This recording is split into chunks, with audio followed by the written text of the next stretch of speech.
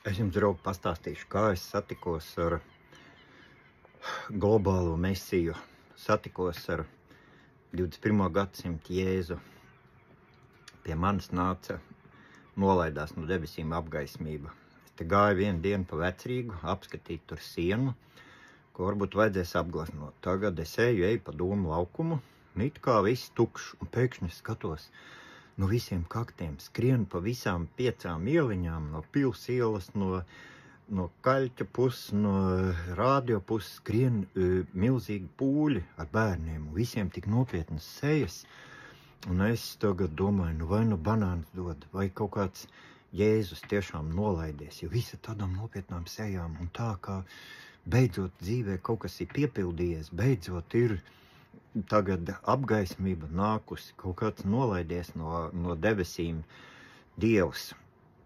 Pēkšņi tai Domu laukuma vidū es esmu, tur piebrauc kaut kā tāds melns busiņš, un tieši man pie deguna izkāpj ārā kaut kāds tāds maza auguma, toļi kvadrakopters vai suņa jovers vai kaut kāds tāds cilvēkveidīgs. Un tā kā smaida, un es uzreiz domāju, ko viņš smaida, kas, bet viņš laikam domāja, ka es viņu sagaidu. Bet es nezināju, kas tas ir pa kvadrajoberu, un es mierīgi turpinu to ceļu, un viņš labi pagriežās un iet uz Rādio mājas pusi. Un tie tik no tām ielām skrien, un es domāju, varbūt kaut kāds futbolists, futbola biksēs, kas. Tā kā es jau biju aizgājis tur līdz gandrīz tur uz Rīgas domas pusi pa laukumu, es vēl pagriezu galvu apakaļ, skatos, ka jau ir izbāzis ārā uzkāpis uz balkonu Rādio mājā tas kvadrajobers. Un visi tie bērni lejā, visi Domu laukums pilns, kaut ko bļauj.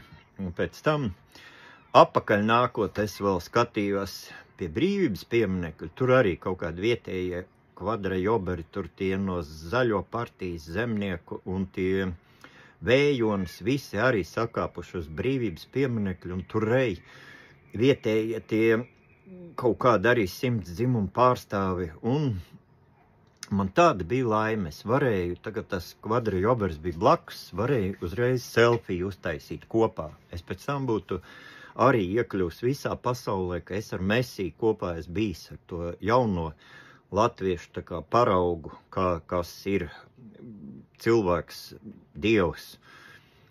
Tā man redz gāja, un es palaidu garām savu laimi.